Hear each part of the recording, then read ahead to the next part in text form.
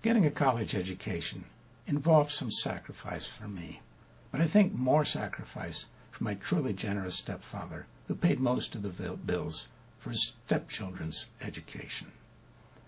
When I was at the University of Colorado, I lived in a garage, and my winter coat was a coat I'd bought in the 8th grade that looked like it had 3/4 length sleeves.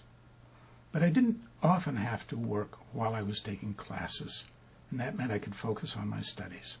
And I finished my education with no debt, and that has made all the difference in my life.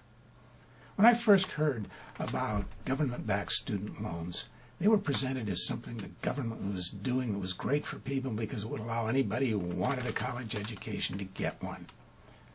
The people who really wanted a college education were already getting one, and it was perfectly clear that the powers that be had just decided that there was going to be less public support for higher education and that they were going to put a Band-Aid on the wound. In recent years, the Band-Aid has been changed. Now it's flesh-colored and has a smiley face on it. It means now that if you don't have a job, you can defer making payments, and if you have a minimum wage job, you can even pay at a lower rate. But there are at least two big problems with that policy. The first and obvious one is that it doesn't deal with the real problem, which is that higher education is too expensive in the United States. If you were in one of the prosperous European countries, the cost of a college education would be somewhere between 1/3 of what it is in the United States and nothing at all. My advice to the youth of America is to study hard and learn Finnish, because the universities in Finland are really good. And if you can get into one of them, they're free, even for Americans. We can afford to support higher education in the United States. And I've already talked about how to do that in my talk on economics to the Tea Party and in my talk on bad jobs. I'd also like to do something for the people who've already incurred debt, but I really don't see a financially feasible way of just giving them their money back. But I would like to create some incentive for them to get their debts paid off. And we might try something like this. We might look at your income and create a range of possible rates at which you could pay off your debt. And if you're willing to make the sacrifice to pay it off as fast as possible, then your interest rate should go down to 0, or even maybe a little negative. We could afford to do that. And we really need you to get out of debt. Now, the reason we need that is connected to the second problem with current policy.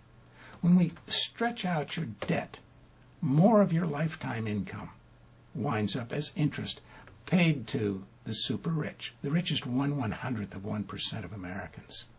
And there are two problems with doing that. The first is that you spend less on the goods and services that create jobs in this country.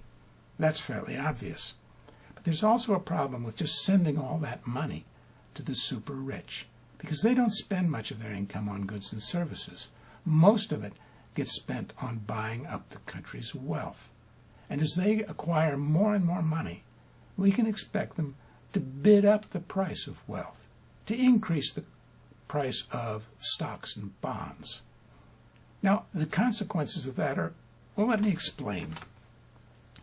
The New York Stock Exchange doubles in total value about every 9 years, just like the total wealth of the super rich. That's not surprising, because the super rich have a lot of their money in the New York Stock Exchange.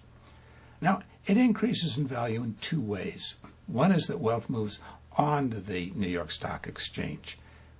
Private companies go public, or Walmart builds a new store, putting local businessmen out of business, and that moves wealth onto the stock exchange.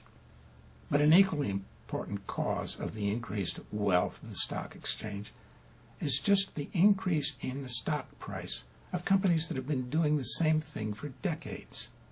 Now, we don't notice that because the profitability of these companies increases, so the value of that investment to the super rich stays the same. But how does the profitability of a company that's doing the same thing for decades increase? Part of it is what we call an increase in efficiency. That is, there are fewer employees. But a larger part is just wage suppression. And it strikes me that I live in a very strange universe in which wage suppression creates wealth by allowing the price of the stock to go up. Now, it doesn't create tangible wealth. It doesn't create cars or houses. It creates financial wealth. The only tangible aspect of financial wealth are little magnetized spots on disks inside computers. But those little magnetized spots on those disks creates enormous power for the people who own them. So how far have I strayed from talking about student loan policy? Well, I hope far enough to make it clear that current policy is a lot better than we thought for the super rich, and even worse than we thought for the rest of us.